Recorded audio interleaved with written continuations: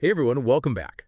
So we've been sharing a lot of fascinating stuff about the science of learning, and today we're going to dive deep into some of the really important ideas about, how we actually learn, like Yeah. beyond just, oh, you need to work harder or, some people are just naturally talented.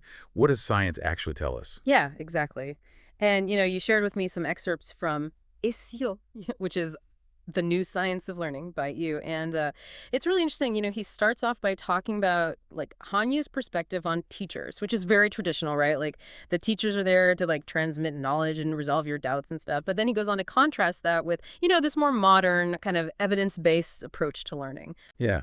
And, he frames this book for like the generalist, the Mhm. kind of person who wants to Mhm. like be a decision maker, who wants to like steer their own course, not just be, a cog in the machine. And he really pushes for this idea of, going beyond just the classics, like looking at new ideas and, embracing these like more advanced ways of thinking. He even gives this kind of outline of like these key areas of knowledge that he thinks a generalist should cultivate. Oh, interesting. Yeah, so it's like, understanding the world through science, understanding the brain and emotions, how society functions, complex thinking, abstract reasoning, mental models, having like a high-level value system. It's really about making your mind complex and, understanding a lot of things. So it's not just about, like, specialized knowledge. It's about having this broad Yeah, base. exactly. Yeah. I like that. And it's interesting how, the book itself came about. It started as a column, right? Like, he was tracking all these new ideas and then he got feedback from readers and it kind of evolved into this book. And it's part of a series, right, where he really goes in depth into, like, specific topics. Like, Mhm. there's one on relativity, there's one on game theory. Yeah. And, they're working on more probability theory, quantum mechanics, all that kind of stuff. It seems like he's really committed to, going deep into these subjects. Exactly. And he emphasizes, right, that it's not just about, like, knowing the surface level. It's about, like, understanding how these things actually work. Like, for example, appreciating the beauty of relativity, even if you can't solve those complex equations. It's about getting the core principles. Right, right. And this is what really gets to the heart of the book's argument, right? It's not about, like, studying harder to get good grades in school. It's about real learning, like learning for wisdom and real skill development. And his contention is that a lot of people struggle not because they're not putting in the effort, but because they're using methods that are just ineffective. Like, they're based on these outdated beliefs, not on the latest scientific research, like what we know from psychology and brain science. Right, and that's where it gets really interesting because the book goes on to say that, scientists have uncovered these like secrets of learning in recent decades, like Hmm. really solid conclusions on how to rapidly acquire new skills, the real nature of memory, what drives creativity. And these aren't just theories. This is stuff backed up by a lot of research. Yeah, it's fascinating, isn't it? Yeah. So it's not just like some self-help guru saying, "Oh, do this and you'll be amazing." This is like actual science. Exactly. And the book lays out this structured approach to actually applying these findings. It outlines 6 key areas for effective learnings. So the first one, which we'll start with, is deliberate practice. And there are a lot of misconceptions around this idea, but then it goes on to talk about how to develop these broad capabilities, for dealing with complex problems. And this is different from just having, like, narrow expertise in one area. Right. And then it dives into understanding and fostering creativity, which is, obviously huge for anyone. But he looks at both divergent and focused thinking and how you can connect these seemingly unrelated ideas. Then there's learning strategies, the whole like self-study versus teachers thing, short-term and long-term goals, how to actually choose the skills you want to learn, and, the role of school in all this. And it even goes into learning and research tools, specifically highlighting, the power of mind maps, which I think a lot of people underestimate. Yeah. Mind maps are amazing. They really are. And finally, it explores this highest level of learning, wu-wei effortless action. Oh, interesting. Okay, let's break this down a bit, starting with deliberate practice. So the book jumps right in and talks about the 10,000-hour rule, which everyone's heard of, right? Hmm. It's from Malcolm Gladwell's book, Outliers. You need 10,000 hours of practice to become an expert. Yeah, right. But the book argues that just knowing this slogan doesn't really tell you much about how to actually get better. Right. It's not just about putting in the hours. It's about how you practice. Right, exactly. And the book does say that extensive practice is crucial. Like, you need to put in a lot of time, but the quality of that practice is what matters most. And it even suggests that in some fields, like, music, to reach like a world-class level, you might need way more than 10,000 hours. Like, it could be 15 to 25 years of really dedicated practice. Wow, that's a long time. It is, but it's not just about time, right? There's this whole talent piece too. Right, of course. The book mentions a study from 2014 that suggests that talent might actually be more important than just the amount of practice, at least in music. Like, they looked at identical twins who had like vastly different practice schedules, but their skill levels were surprisingly similar. So it kind of brings up this idea that maybe achievement is some combination, like maybe even a multiplication of practice and talent. Yeah, that makes sense. Like if you don't have any natural talent for something, all the practice in the world might not get you to the top. Right, right. Yeah. And then the book contrasts, like, the casual, enjoyable practice that most of us do with the kind of training that experts go through, which is often, very demanding, sometimes even uncomfortable. Oh, absolutely. Like, they talk about, working with top coaches, having these really supportive environments, like being in an elite university or like a top-tier club, and just the sheer time commitment involved. And the sacrifices, right? Yeah, the sacrifices. But here's the cool thing. The book points out that even though specific training methods vary across different fields, like whether you're talking about athletes or musicians or chess players or, even doctors or mathematicians, there are these common threads that run through effective practice.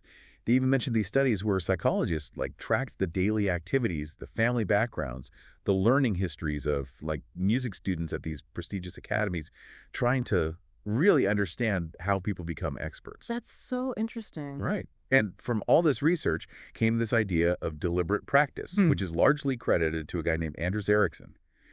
The book mentions his big publication from 2006, the Cambridge Handbook of Expertise and Expert Performance, which was kind of a landmark work.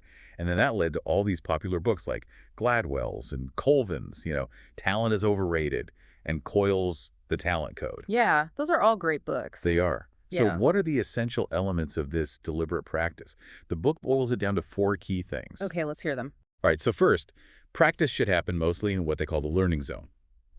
Second, training has to be broken down into these focused, small chunks that you practice repeatedly. Third, you need effective feedback throughout the process.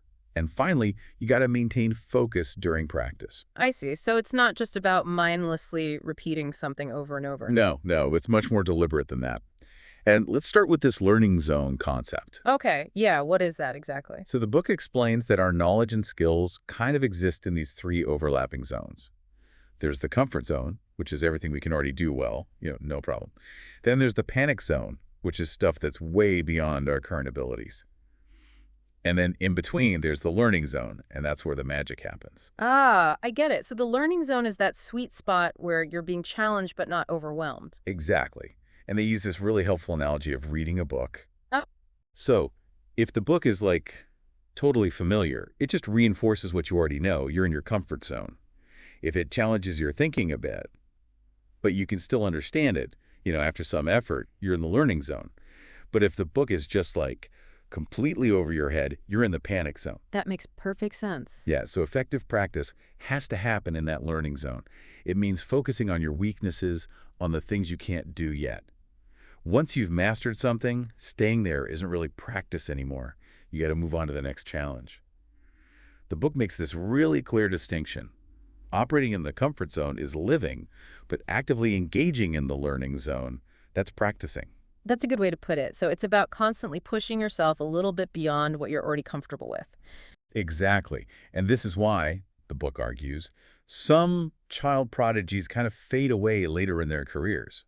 It's not always because they burn out from practicing too much as kids, but because they achieve a high level of skill early on, and they kind of get stuck in their comfort zone. The skills that made them successful initially become their established strengths, and then they're reluctant to learn the new, harder skills that they need to compete as adults. Yeah, that makes sense. Like, think about the difference between doing well in, research versus crushing math competitions, or going from child acting roles to playing adult characters, or even the level of play in, amateur versus professional sports. It's like you hit a certain level and then you just plateau. Yeah, and what's interesting is that it's actually really hard to consciously stay in that learning zone. I can imagine. The book contrasts it with how a lot of classroom learning is structured.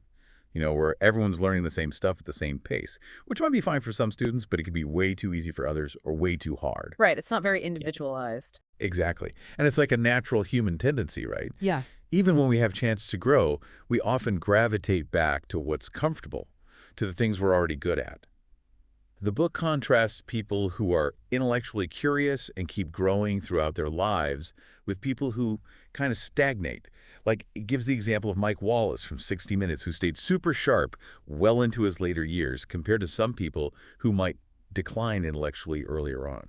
That's inspiring, though, that someone can stay that sharp for so long. Yeah, it is. And there's this great anecdote about Tiger Woods where he's like in the middle of his swing and then he just stops, like mid-motion, because there was a little distraction. Wow, really? Yeah, and it shows, how even at the highest level, these top performers are constantly like fighting against that urge to just slip into autopilot, into their comfort zone. That's incredible. Right. And the book cautions against just getting too familiar with the material, like rereading a textbook over and over until you know it by heart. It's like, once you've learned something, move on. Don't dwell on it.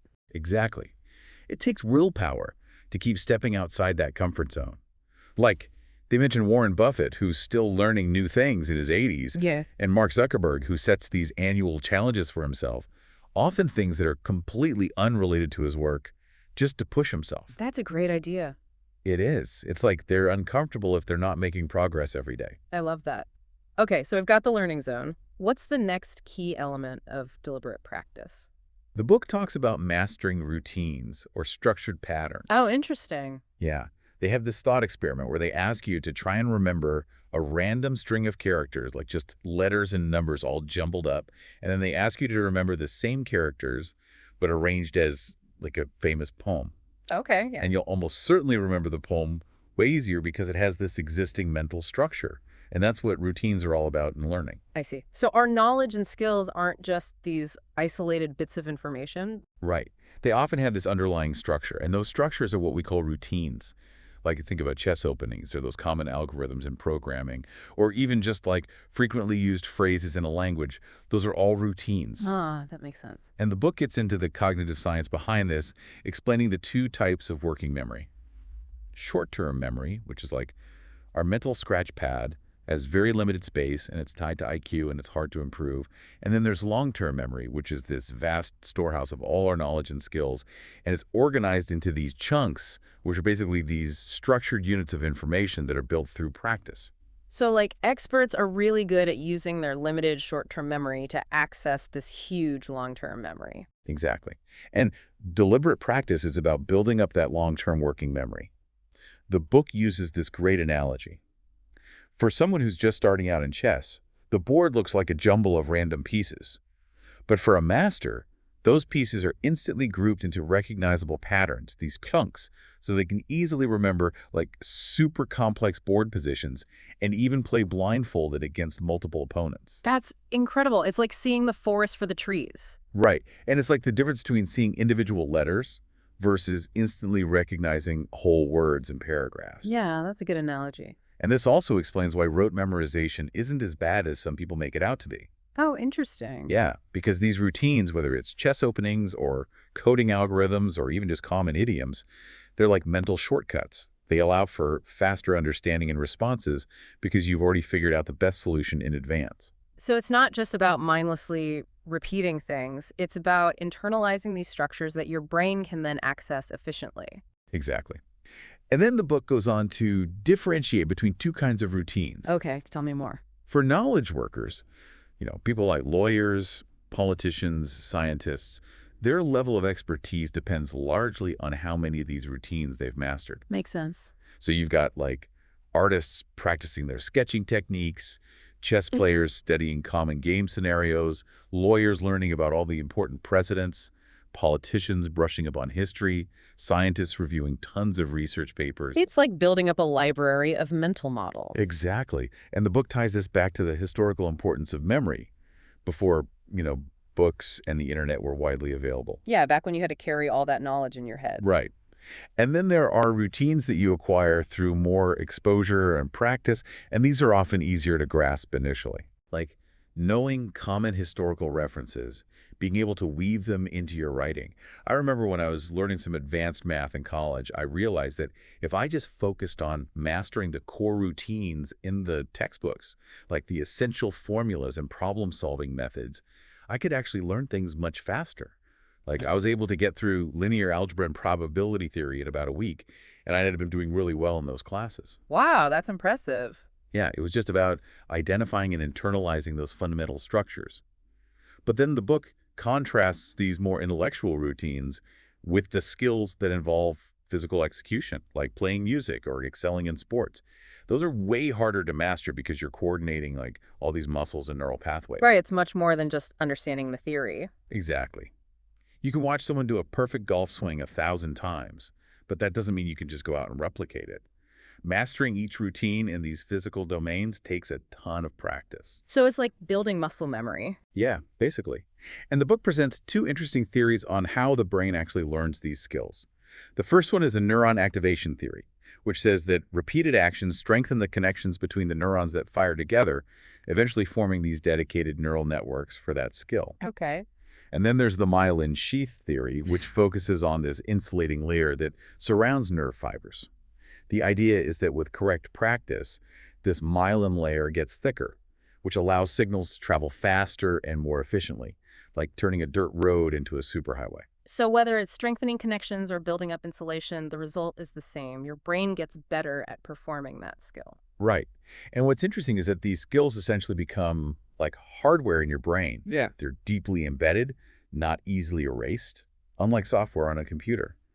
The book even suggests that brain training, like forging those neural connections, might be more powerful than body training in terms of changing who you are. It's like you're literally rewiring your brain. Exactly. So the book concludes that experts have these specialized neural structures that develop through tons of training, and this makes them fundamentally different from novices. It's like practice is a form of human body modification. And the two keys to embedding those skill routines quickly are lots of repetition and really targeted training. Okay, I'm starting to see how all these pieces fit together. So where do fundamentals come in? The book calls them Su, and it talks about how important they are in sports and music. It explains this idea of chunking, which is basically breaking down complex actions or musical pieces into smaller parts and practicing those repeatedly, really slowly, to understand the structure and identify any errors. Okay, so it's like building a house brick by brick. Exactly. And it's not just for beginners either. Even top athletes spend a lot of time on these fundamental drills, rather than just playing games. They mention an American football player who spends only about 1% of his practice time on full scrimmages. Wow, that's surprising. Right. And then there's a story about Yao Ming observing Yi Jianlian's golden rooster jump shot. It wasn't just natural talent. It was the result of him putting in the extra work, practicing that specific move over and over again. Yao Ming even said that he thought that kind of targeted practice was more important than just playing games. So it's not just about playing, it's about practicing the right things. Exactly. And the book shows what can happen when you neglect fundamentals, like the Chinese men's basketball team losing to Japan in the 2011 East Asia Championship. They had better athletes overall, but their coach pointed out that they were lacking in basic skills like passing and catching. Ouch, that's gotta hurt. Yeah, and the book argues that it's because once players get to the professional level, the focus often shifts away from fundamentals towards, game strategy and performance. But the book stresses that fundamentals are important even in fields that we don't traditionally associate with them, like writing. It compares the Chinese approach of, reading and writing full novels to the American system of creative writing programs, where they break things down into chunks and focus on mastering specific techniques. That's an interesting contrast. Yeah, and they quote this translator, Eric Abrahamson, who noticed that a lot of contemporary Chinese writers didn't have any formal writing training compared to the American writers who go through these structured programs where they learn all these fundamental techniques. So it's like they don't just throw you in the deep end and say, go write a novel. Right.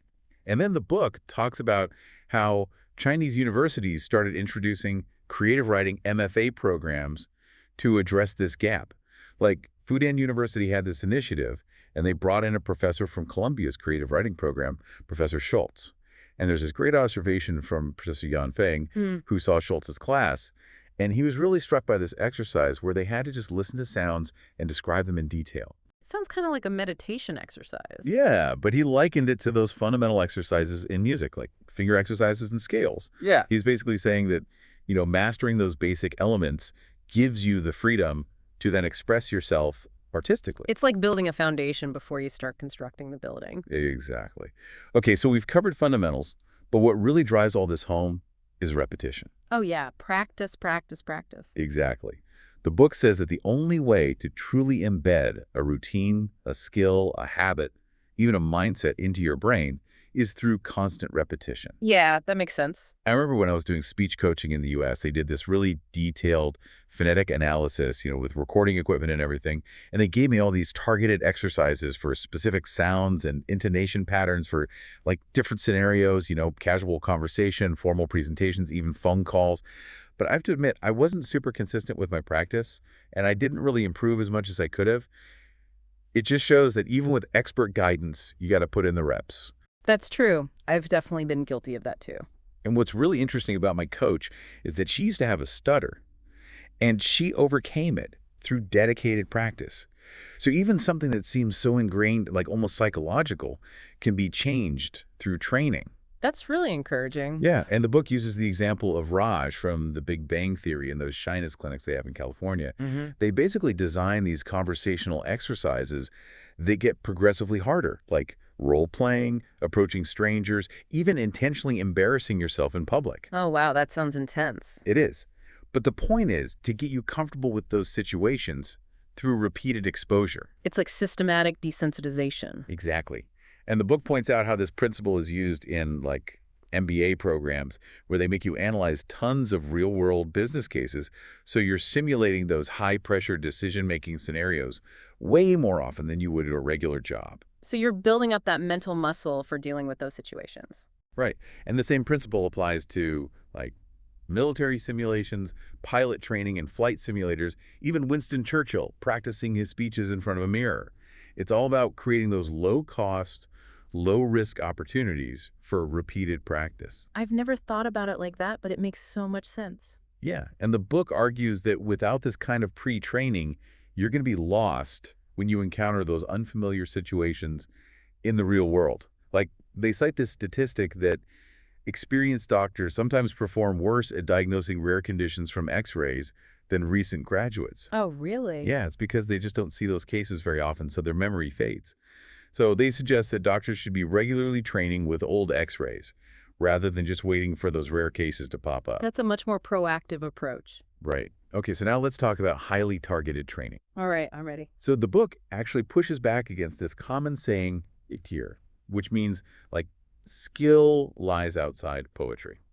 Yeah, because when it comes to learning, they argue that what you want to learn is exactly what you should be practicing. Like, the skill itself is where the focus needs to be, not on doing other unrelated stuff. The goal is to build the specific neural network for that skill. I see. So it's not about like doing brain teasers to improve your overall intelligence. It's about practicing the specific skill you want to get better at. Exactly. And the book gives these two great examples of what doesn't work. First, the Mozart effect. Remember that whole thing about how listening to Mozart could make you smarter? Oh, yeah, I remember that. So there's this initial study that claimed that listening to 10 minutes of Mozart could raise your IQ by 9 points. And it caused a huge media frenzy. But then tons of other studies tried to replicate those results, and they couldn't. But those studies didn't get nearly as much attention, so you still see people selling Mozart CDs for babies, to make them smarter. That's so misleading. It is. And then there was a Harvard study that showed that neither listening to Mozart nor doing formal music training actually improved any of those core cognitive abilities, like vocabulary or math skills. Okay, so that debunks that myth. Yeah, and then there's the baby Einstein thing. Oh, yeah, those videos. They claim that their videos could, boost babies' cognitive development, but there was no real research to back it up. And they ended up getting sued, and Disney had to offer refunds. Wow, so it was all hype. Basically. Yeah. And the book argues that this kind of passive learning just doesn't work. Like listening to CDs, watching DVDs, even using brain training software, it's not going to teach you calculus. The best way to learn calculus is to do calculus problems. It's like you have to actively engage with the material. Exactly. And then they give this example of a basketball player, Zhang Zaxu, who improved his strength significantly by doing boxing training. And Yao Ming even said that a lot of NBA players use boxing to improve their footwork and upper body strength. So you're training specific skills that transfer to your main sport. Right. It's not just about working out. It's about working out in a way that directly benefits your performance. Okay, so the key is to be intentional about your training. Exactly. And the book emphasizes that training needs to be targeted and grounded in, like real-world application. You should have a clear objective for each session. So no more just going through the motions. Right. If you want to master a skill, you got to practice the actual actions involved. Okay, so that brings us to feedback. Yeah, the book argues that you have to constantly obtain feedback to improve. It references this essay by Wang Xiaobo, still a buzz, which means, like, the emperor doing homework. And it compares activities that give you immediate feedback, like programming or geometry, with things like traditional Chinese writing, where you don't really get that feedback right away. I see. So the faster you get feedback, the faster you can learn. Exactly. And the book talks about how hard it was for writers in the pre-internet era because they'd send off their manuscripts and get nothing back. Yeah, it must have been tough to know if you were actually getting better. Right. And the internet has been huge for writers because now they can share their work online and get instant feedback from readers. It's like having a built-in audience. Yeah. But feedback isn't just nice to have. The book argues that it's essential. It addresses this tendency that we all have to overestimate our own understanding. Like, we might reread something and feel like we know it, but that doesn't mean we actually understand it. Yeah, familiarity can be deceiving. Totally.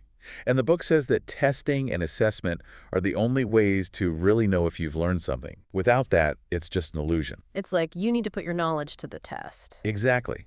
And the book reminds us that the observer sees more clearly than we see ourselves. That's a good point. Right. And then it talks about peer review in science. Oh, yeah, that's a big part of the scientific process. It is. The book explains how even famous scientists have to submit their papers for anonymous review by other experts in their field.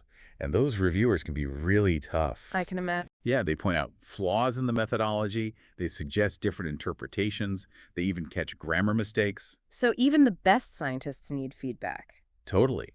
I remember when I was doing research, even one round of peer review would significantly improve my paper, even though I thought it was already pretty good. It's because as a researcher, you get so attached to your own ideas that you can't see the weaknesses. That's why having fresh eyes on it is so valuable. Exactly. And the book concludes that everyone needs feedback, even top scientists and athletes. The people giving you feedback don't have to be better than you, but their different perspective is what makes it so helpful. So it's not just about getting feedback, it's about getting the right kind of feedback. Exactly. And the book stresses that for training to be truly effective, the feedback needs to be immediate. It references Malcolm Gladwell's book, Blink, and it suggests that a better translation for the title into Chinese might be something like use sure, which means deciding in milliseconds. Oh, wow. So it's about making those snap judgments. Yeah, like experts in all sorts of fields often make incredibly quick decisions in complex situations. Like a doctor in an emergency room. Exactly. And the book explains one of the mechanisms behind that: pattern recognition. Experts have seen so many cases, they've analyzed so much data, that they can spot these subtle but crucial features and make decisions based on those patterns. So it's not just intuition, it's based on experience. Right. Like, they mention these experts who can predict whether a couple will get divorced by watching them interact for just 15 minutes. And they're not even focusing on arguments. They're looking for these subtle signs of contempt. Wow, that's amazing. It is. And it's similar to that whole mind-reading technology with facial expression analysis, like in that TV show, Lie to Me. Yeah, I remember that show. But Gladwell also talks about this concept of thin slicing, which is more about this, like, intuitive judgment based on very little information. So it's more like a gut feeling? Yeah, like a tennis coach predicting a double fault without being able to explain exactly why. But the book mentions that some psychologists have pushed back on this idea, arguing that this kind of intuition isn't as mysterious as it seems. Right. It might still be based on some kind of subconscious pattern recognition. Exactly. And Daniel Kahneman, in his book, Thinking Fast and Slow, says that expert intuition is only really reliable in certain domains, ones that are highly predictable and where you have lots of opportunity for practice. So it's not like you can just trust your gut in any situation. Right. And the Heath brothers, in their book Decisive, sum it up nicely, saying that intuition works best in what they call friendly environments, where you get clear feedback quickly, like weather forecasting or emergency medicine. I see. So it's like the faster you get feedback, the better your intuition becomes. Exactly. So the book concludes that maybe only those domains with really fast feedback can truly cultivate expertise. That makes sense. Okay, so where do teachers fit into all of this? Well, the book comes back to Hanyu's quote about teachers, how they transmit the way, impart knowledge, and resolve doubts. Yeah. And while there are tons of resources for self-study now, it argues that the main role of teachers today is to provide that immediate feedback. Yeah, that makes sense. Like even the best athletes and musicians have coaches.